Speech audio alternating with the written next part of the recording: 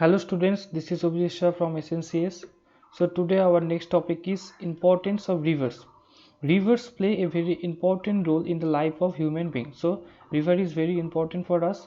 That first one is that you can see that a river system, that water use for the agriculture and industry, water is used for the drinking, water use for the transportation system, for the food source, recreation and tourism purposes, mineral extraction. We can extract the mineral from the rivers, and animal and plants and aquatic habitats also we can collect from the river. So this way we can say that rivers are very important for us. In the past, many rivers were cradles of great civilization. That we know that various civilization in ancient time, they are developed on the basis of river system. And rivers serves as inland waterways, and rivers estuaries support many types of fish and birds. So in river there are various kind of fish and birds, and they birds are also based on uh, depends on the rivers activity, and they are also for recreational importance for tourism. And these places, this kind of places are very important for the recreational activities like tourism and tourist. And ports can be built on them as they from good natural harbor. Okay, so there may be some ports, we can create the ports in the harbor of or in the river side.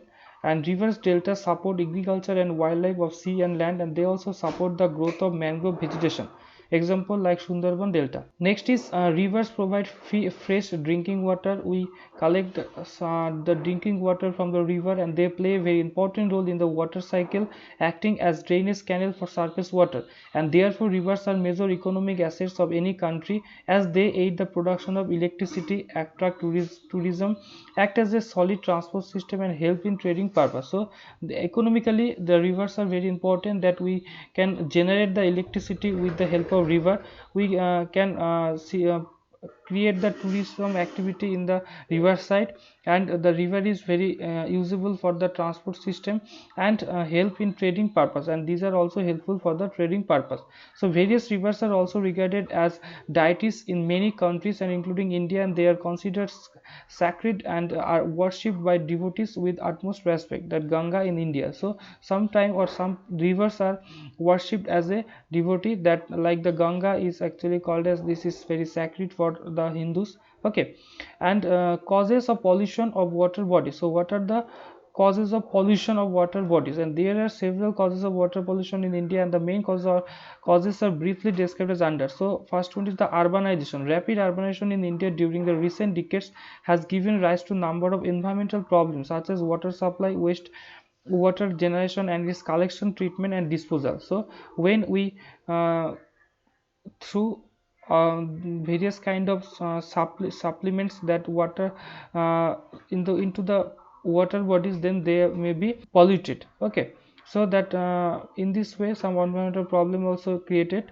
that agriculture runoff and improper agriculture practices, that traces of fertilizers and pesticides are visible into the nearest water bodies at the onset of the monsoon, or whenever there are heavy showers, as the point of entry of such agriculture inputs is diffused throughout the river basin, and they are termed as non-point source of pollution. So what happened, we use various kind of pesticides, fertilizers into our agriculture field, and when the rainfall is occurred, then these kinds of fertilizer pesticides, they with the help of water, they meet into the rivers, and they polluted the rivers. Okay, and withdrawal of water, that Indian rivers, particularly the Himalayan rivers, have plenty of water in their upper course, and irrigation canals which away cleaned water soon after the rivers reach the plains, and draining water to flow in the river downstream. This leads to pollution. So withdrawal of water, sometimes the amount of water is reduced, and with this help some pollution is occurred indirectly. And next is religious and social practices. The religious faith and social practices also add to pollution to our river waters, and carcasses of cattle and other animals are disposed in the rivers, and dead bodies are cremated on the river bank. So we cremate the dead bodies, and we through this into the river banks, and partially burnt bodies are also flung into the river, and all this is done as a matter of religious faith. So in the time of our puja, ceremony also we poured or we threw out our goddess into the water. So this way also river are polluted, and this practice pollute the river water and adversely affect the water quality, and in this way the water quality is reduced, and in this way the water is also polluted. Next is agriculture waste, and agriculture including commercial livestock and poultry farming is a source of many organic and inorganic pollutants in the surface water. So in the agricultural field, lots of pollution is created, and those are mixed with the water of the river. Okay, and pesticides from agriculture, runoff, metals and power processes, chemicals are also major source of water pollution, and sewage and fertilizers contain nutrients such as nitrates and phosphorus, leading to pollution.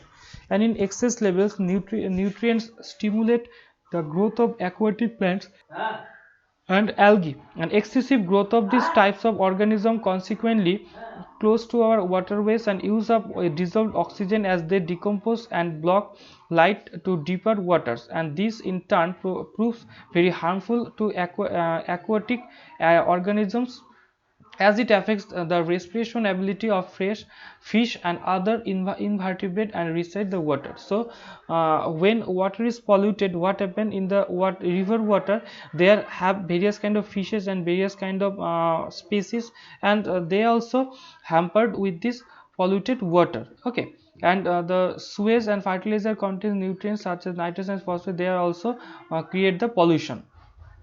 Next is oil spills, that waste oil from city drains, tankers and leakage from oil well caused the oil to seep into the sea and polluted the water. When various kind of oil are mixed with the water, it may be originate from the tankers or leakage from the oil well, or from the drainage, the oil will be mixed with the water and they can be polluted. They can be the water can be polluted with the help of oil spills, and few environmental catastrophes are quite as dramatic as a massive oil spill at sea. In the aftermath of this type of environmental disaster, the grim looking sea and oil soaked beaches look as if they can never be cleaned up, and birds and sea mammals die by thousands. So with this oil spilling problem, various kind of birds they actually died, because when they try to bath into the sea or the river water, then their feather is also touched with these oils, and with this way their immunity power also reduced, and by this way they are died. Okay, the infamous Exxon Valdez poured 11 million gallons of crude oil into Alaska's Prince William Sound in 1989. So this is one kind of example, that 11 million gallons of crude oil into Alaska Prince William Sound in 1989. So oil spills on sea is disasters for marine organisms such as fish. So these are very harmful for the marine animals. Next is major concerns. Although our planet Earth is covered with 71% of water and 29% of land, the fast growing contamination of water is affected both human as well as marine life. So the amount of water is very high, but the usable water's amount is very less in our earth. The unequal distribution of water on the earth and its increasing demand due to increasing population is becoming a concern for all. So due to increasing of population, that the water scarcity also increased, and the pollution of water makes difficult for water to support life in rivers and the sea, and man has polluted not only surface water but also groundwater. So man due to various kind of human activity, the surface water and the groundwater also polluted, and covering over 71% of the earth's surface. Water is undoubtedly the most precious natural resources that exist on our planet, and without the seemingly invaluable compound comprising of the hydrogen and oxygen, life on earth would be non-existent. So without water, the life cannot be survive. So the water is very important for our survive and our human life. Okay, so we need to conserve the water positively, and consequently we are slowly but surely harming our planet, or to the point where organisms are dying at a very alarming rate, and in addition to innocent organisms dying, our drinking water has become greatly affected.